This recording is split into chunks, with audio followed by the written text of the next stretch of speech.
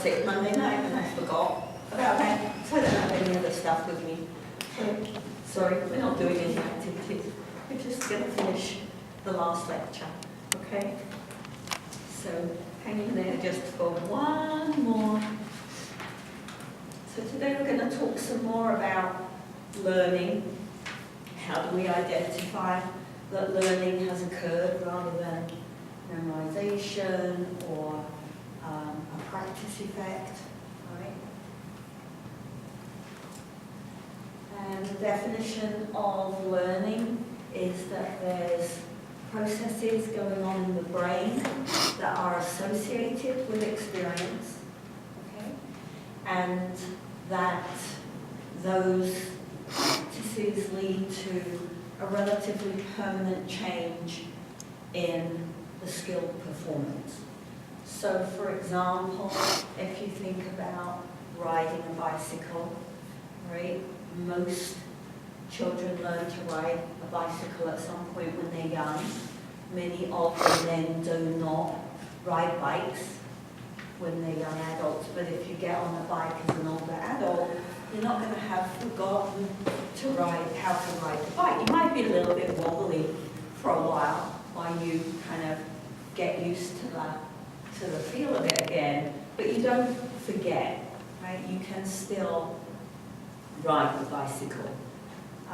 In this country, because you all learn to drive at such a young age, and most of you drive on a regular basis, if you suddenly move to a city where using a car was not efficient, okay, then if you didn't drive for a period of time, you wouldn't then get in a car and forget how to drive, right? So that idea of a permanent change in the capability for that performance, right? It's not growing. So if I get taller, I may get better at shooting a basketball, but that isn't learning. It's just that now I'm closer to the basket, right? It isn't due to motivation, right? Or other temporary states. It's not due to the fact that I'm running a really important race and so the adrenaline's going crazy in my body. So it's basically a habit. Yeah, more like a habit, yeah. So, because it's linked to these processes that are going on in our brain, we can't see it, right? We can see the outcome of the learning. I can watch the person do the skill, but I can't see the actual learning going on. So we have to infer that learning has occurred, which means we have to be a little bit careful that we understand the difference between the behavior that we're watching and the learning, right? I can measure the behavior, but I can't see the learning, right? So if there's learning occurring, then I would expect the motor pattern to improve. Their performance should get better over time. It should get more consistent, right? There should be some persistence so it survives over the break of a weekend or something like that, right? And once it's well learned, the skill should be somewhat adaptable. Okay, so those are all characteristics of the performance that we would expect to see happen as the individual is learning the skill.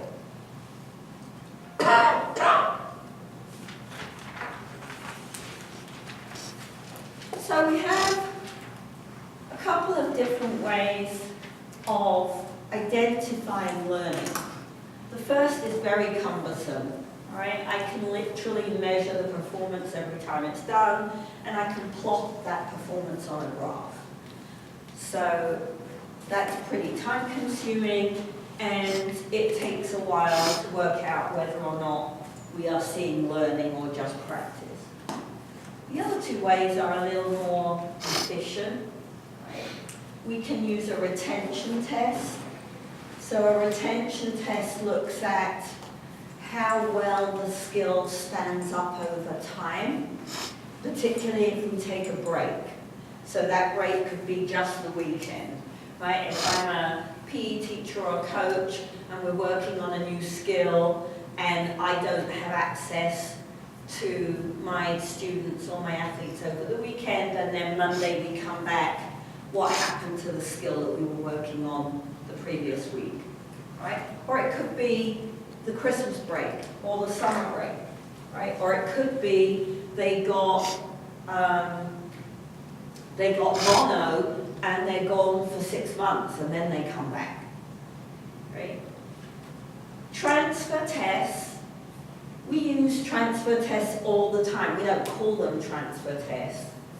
But any time I take a motor skill that I've practiced in one context and I transfer it and I perform it in another context, then basically that's a transfer test.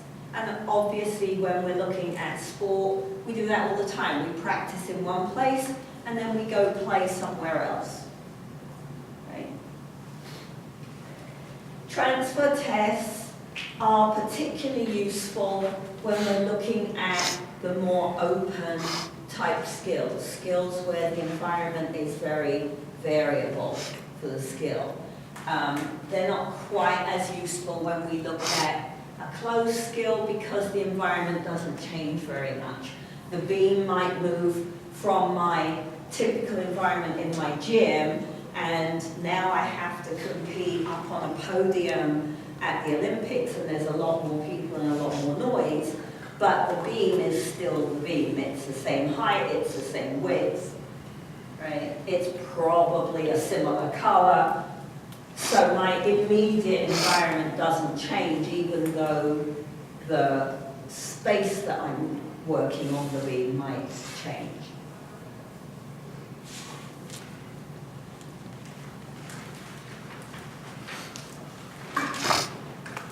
So, difference between a learning effect and a performance effect, right? So these learning effects are relatively permanent.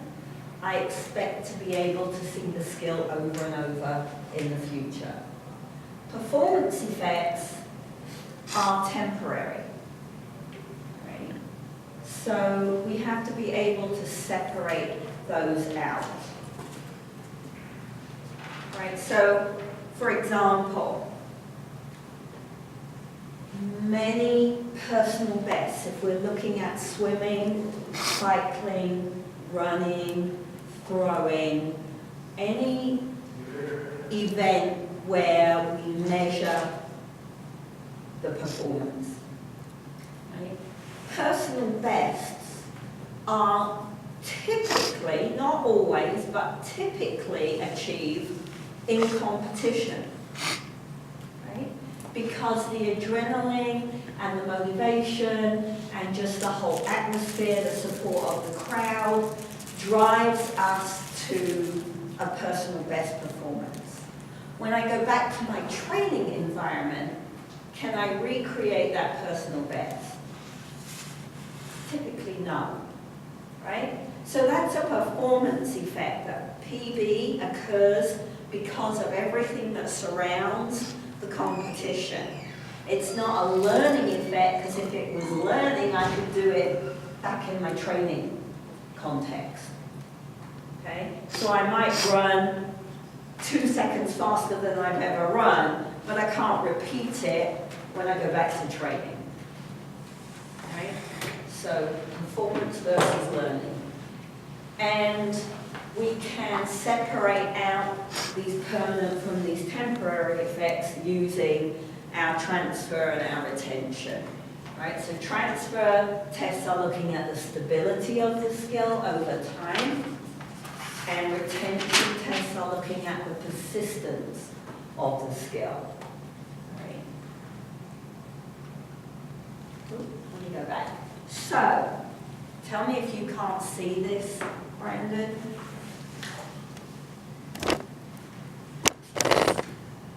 So,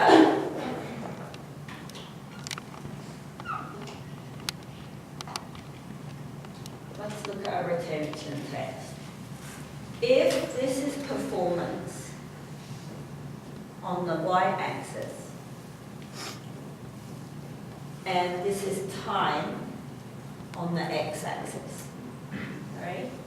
So I introduce a new skill, and so over time, I would expect performance to improve. It's not linear, right? This is all over the place.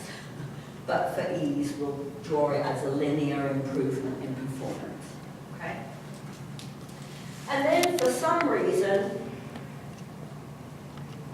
we take a break. Right? So, as I said, that time of that break could be a day, could be a weekend, could be a couple of weeks, could be several months. That's not the issue, right? The issue is what happens after the break. So, if after our break, what we have is performance that's somewhere around where we finished, right? Then this is indicative of learning. If after the break, my performance is down here, then this was not learning, this was practice. Make sense? And so we've got a lot more work to do to make this, we say the skill is grooved, right? But in sport we often say, oh, that's grooved now. I don't have to think about it, it's automatic. With a transfer test, we're looking at what happens in our home environment, in our gym, and then what happens when we transfer the skill somewhere else. So sometimes we get frustrated or angry because we've been practicing something and it's been going really, really well, and then when we try to do it in the competition or the game, it goes kaplooey, right? So in gymnastics, that happens quite a lot. You're practicing a skill in the gym, it looks like it's going well, it's pretty consistent. We go to regional championships, we need the extra points, so we throw the big skill and we land on our face. Because when I stress the skill, it wasn't ready. Mentally or physically? Bit of both. Bit of both. Because the learning is mental, but the performance is physical, and the muscles might not be strong enough, right? The speed of the signal to the muscles might not be consistent enough. When you stress it, it all goes wrong. Another situation is in a team game. So you're learning a new strategy because you're going to play this particular team, and this strategy seems quite effective against that team. You practice it and practice it, it's going well. You go to the game, coach says, okay, we're going to run that new play. And it goes, coach gets a little annoyed because you've been doing it just fine, but it wasn't really ready, right? Because you've got to think about the fact, if you're a competitor, doesn't matter what you're competitive in, if you are a competitor, is it likely that you went out into the game and didn't try your best? Is that likely? Right? No. Right? You're not going to go out there and just not try. You're competitive. You're going to do the best you can. So if you go out and you try something new and it doesn't work, it wasn't because you weren't trying. It was because it wasn't ready to move to a new environment, to stress it. Does that make sense? I'm sorry.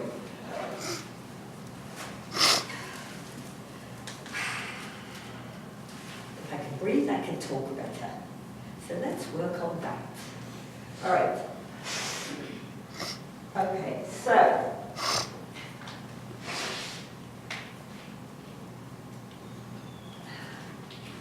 not surprisingly, we have learning models. Okay? And there are many different models for learning.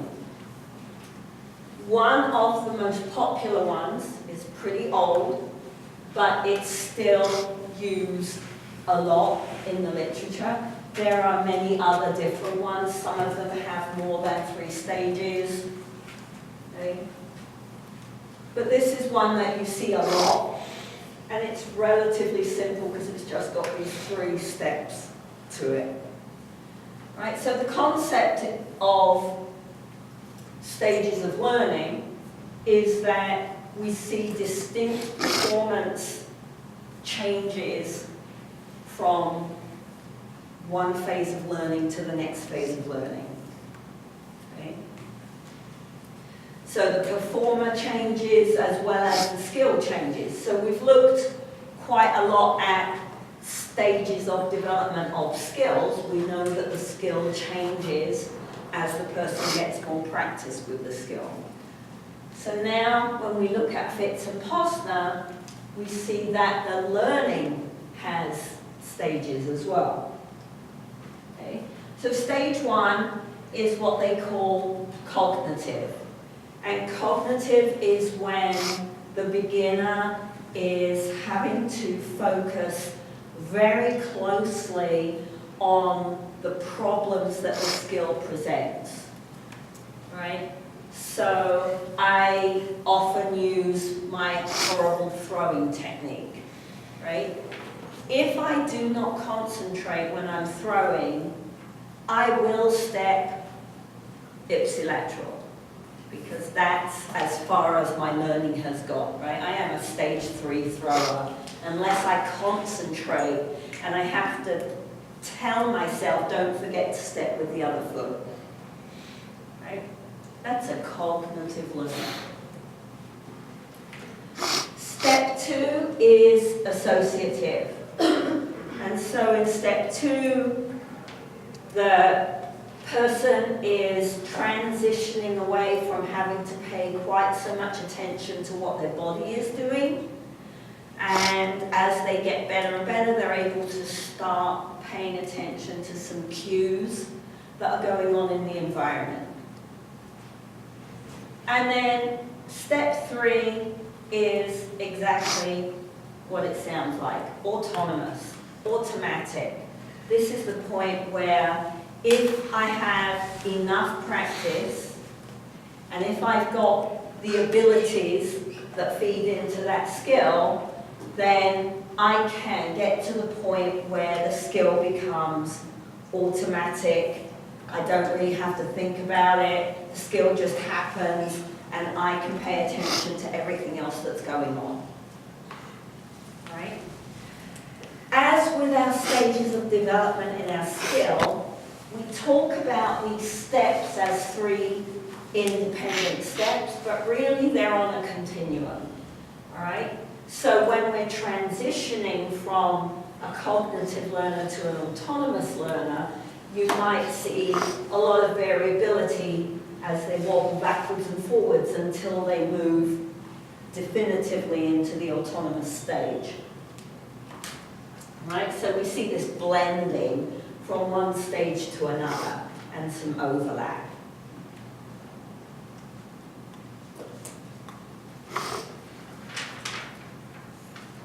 So in stage 1, the learner is trying to understand what the goal of the skill is. What am I supposed to do?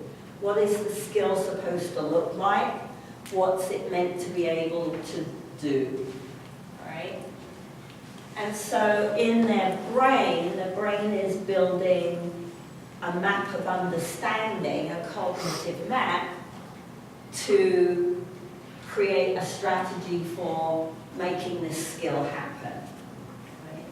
brain's learning which neurons need to talk to each other, how much force to ask the muscle to contract with, which order am I contracting muscles in order for the skill to occur.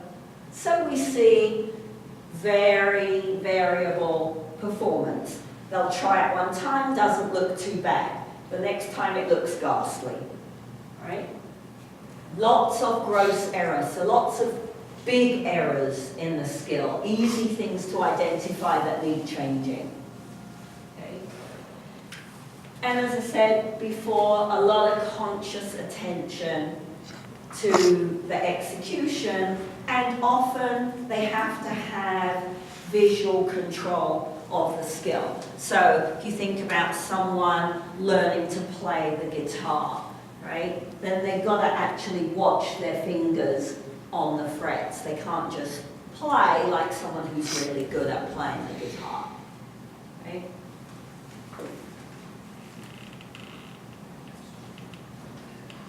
So if I identify that someone I'm working with is clearly in the cognitive stage, then what do I need to do as the teacher?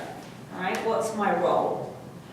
So we have to keep the introduction to the skill relatively brief, right? Don't overwhelm the learner with too much information. Make sure that they're getting some visual demonstration. There has to be some modeling.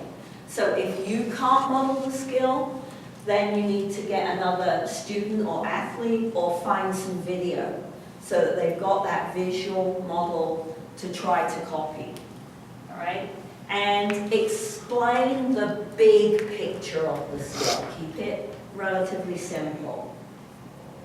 Then obviously we have to make sure that we're giving the learner plenty of time to start practice.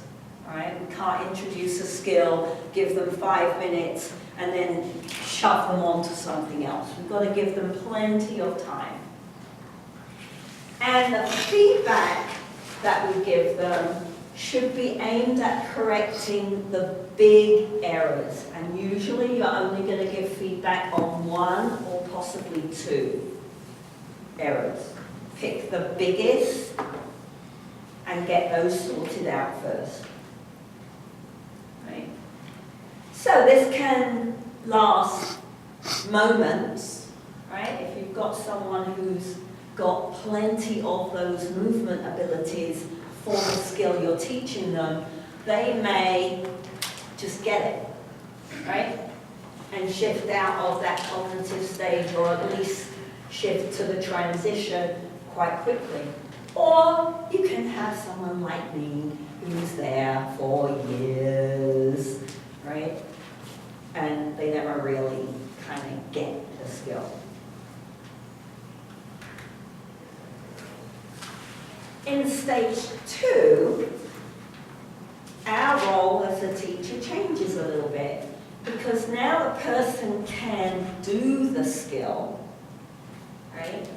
Now what we've got to do is lots of practice, and as the big errors start cleaning up, we want to start paying attention to some of the smaller errors or the big errors that weren't really drastic at the beginning, and start refining the movement pattern. Okay? So we've got lots of planning to do now. Okay? I can't just, we've said this plenty of times, I can't just walk into class and make up my lesson plan as I walk into class. Right?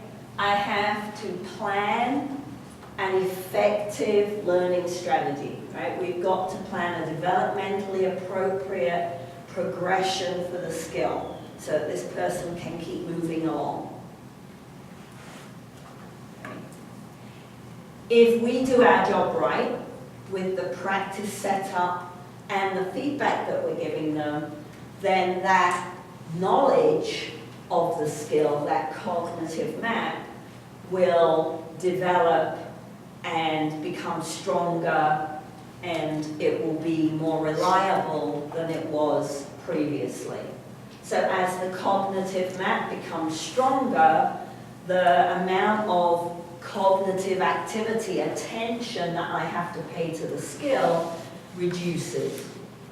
And now I can start paying attention to other stuff.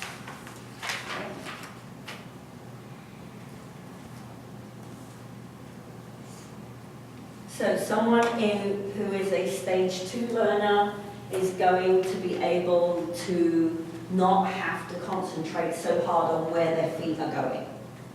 Right?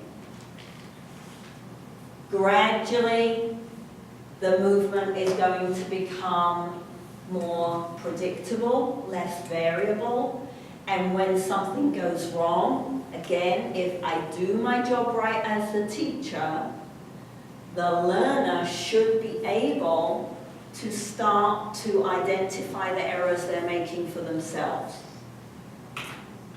Right? The movement will get faster typically, depending on what the movement is. If speed is important, the coordination within the movement will become more stable, and the whole skill will become more consistent. Right? So if it's a closed skill, then often what we want is something that is very consistent, very reliable. If it's an open skill, I need the skill to be reliable, but I also want it to start to become more adaptable. Right? If you think about throwing a ball in a football game, every time I throw the ball, I might take an arm swing, take an opposite step and release the ball, but am I throwing it exactly the same way every time? Right?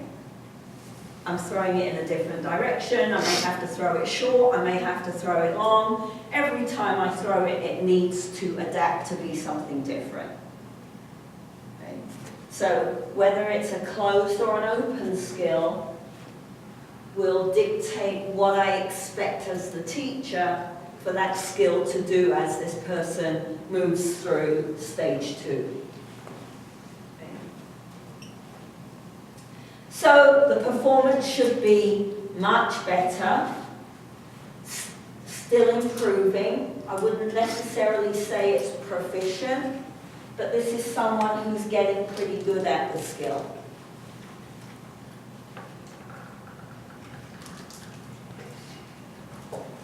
Stage 3, getting into stage 3 takes a lot of dedication on the part of the learner and often on the part of their family, right? Lots of practice, lots of experience, lots of money quite often. Okay? So there's all kinds of factors that play a role in whether someone gets to the autonomous stage. Think about those motor abilities that we talked about on Monday. They've got to have the right combination of motor abilities for the skill. Okay?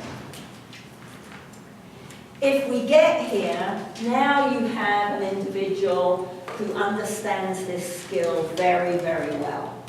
Right? They can teach it to other people now.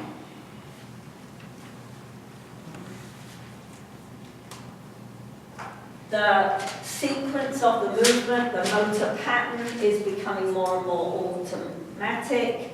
They don't really have to pay any conscious attention to the execution of the skill anymore. They don't have to concentrate on technique. It just kind of happens on its own.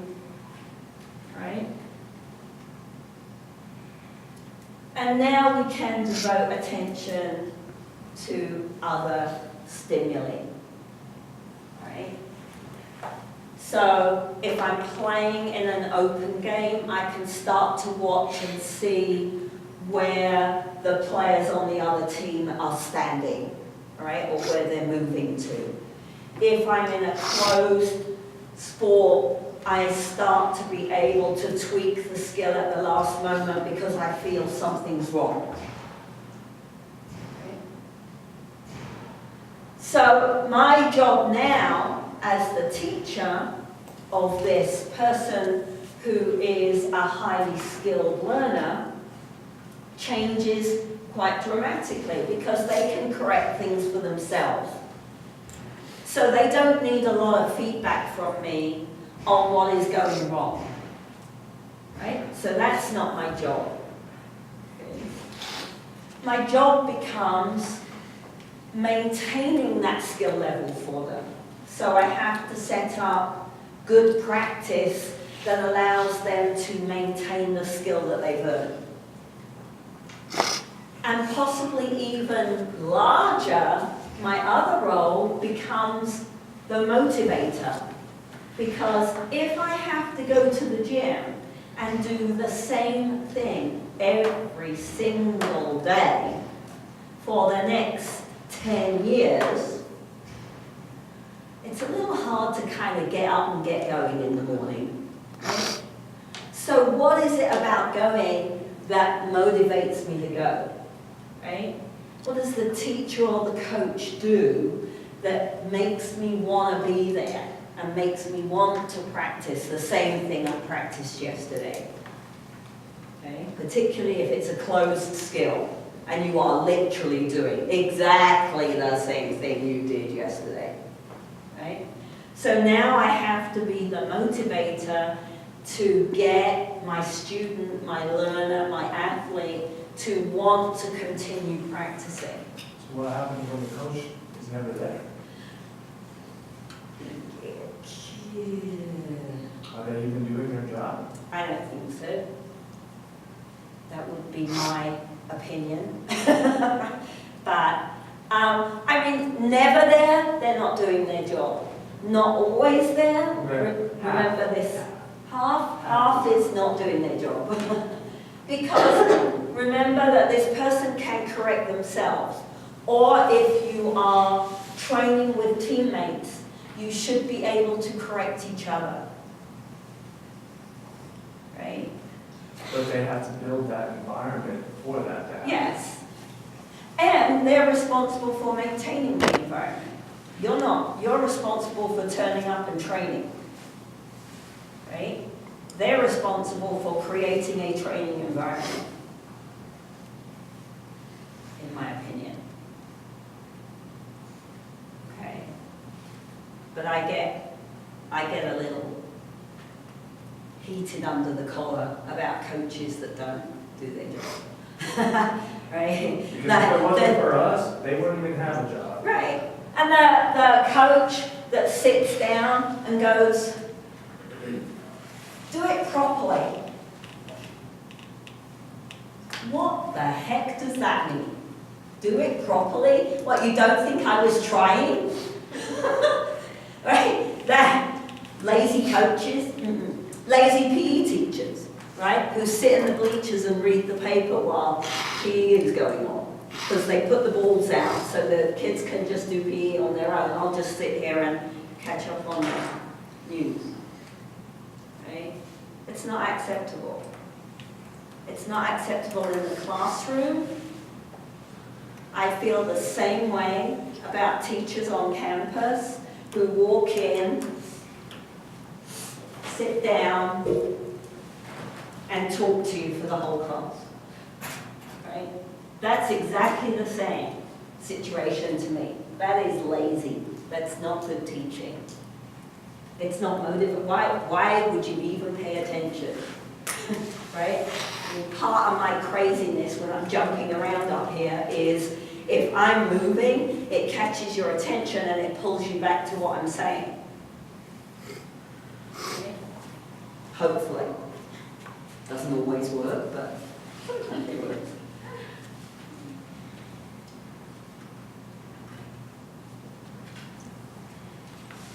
All right, so our instruction then is geared for two purposes when I identify that this is the learner I'm working with. I have to maintain their skill level, I have to motivate them.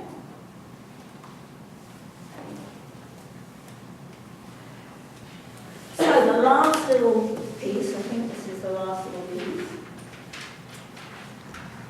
is talking about expertise and transfer. So expertise is defined as skill level that takes a minimum of 10 years or 10,000 hours of deliberate practice. So this is not the golfer that goes out once every 2 weeks and hits a few balls at the driving range or plays around a golf. This is deliberate, intense, driven, organized, planned practice, okay? As much as possible, we want to try to individualize our activities for the day.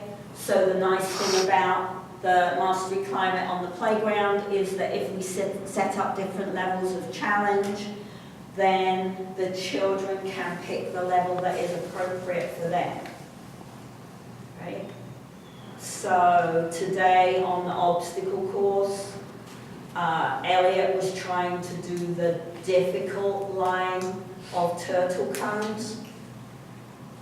And then he realized, might not have been cognitive, but his brain realized that's not working so well because I keep falling over. And so then he took the easier route, right, that he could balance on.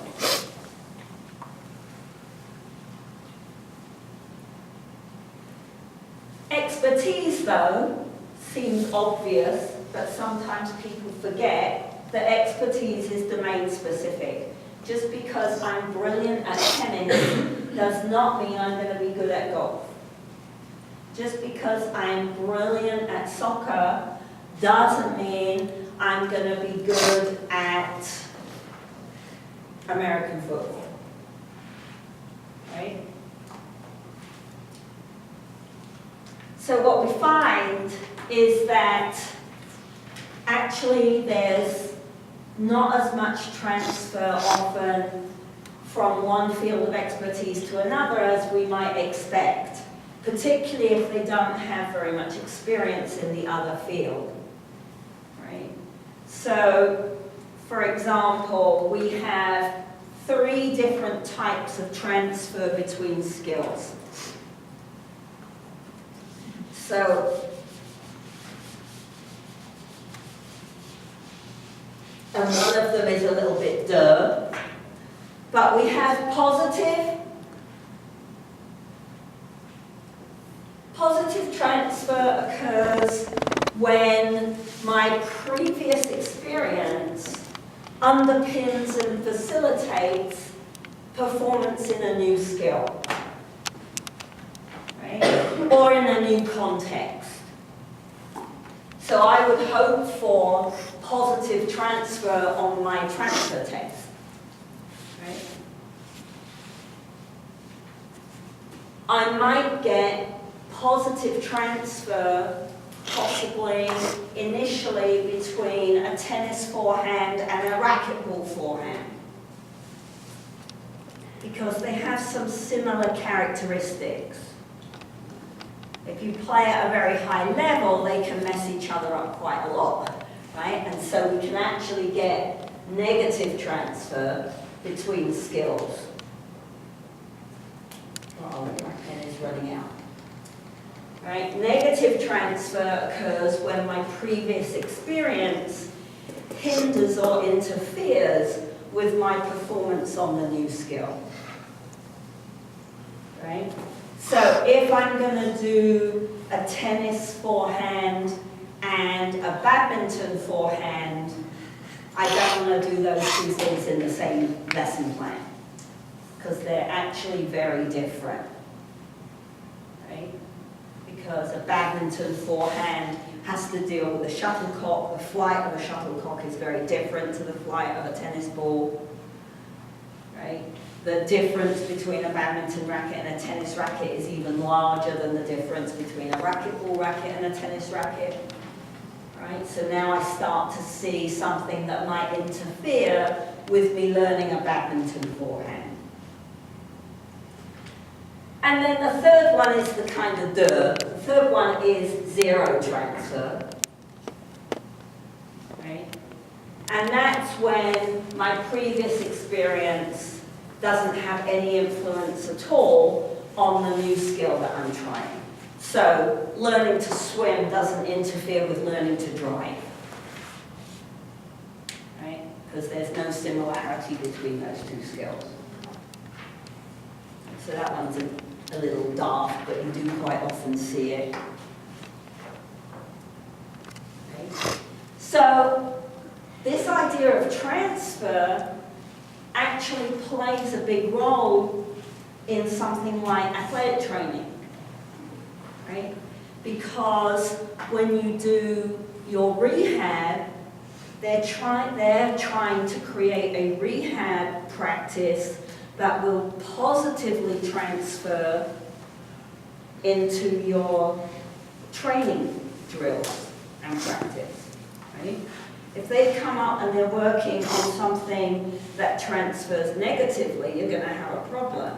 So all the time they have to try to find, I think LV often talks about functional movement, right? That's very popular now. It's a real, when you look at the motor learning literature, the idea of functional movement is a really strong theoretical foundation, because I am going to create a training movement that is as close to the real movement as I can, because what I want is positive transfer between the two, right? So in the old days we would squat for hours, and then we go out and run and jump. But I don't squat when I run and jump. So that might make me stronger, but it isn't the same. It might have almost zero transfer other than the strength, because the skill is totally irrelevant. Right? Does that make sense? Okay. I think we're done. So, Friday's review. Exam is next Wednesday. If anybody can't do Wednesday, let me know. Right? I know there's a couple of you that we're trying to move things around. So, the exam. Yeah.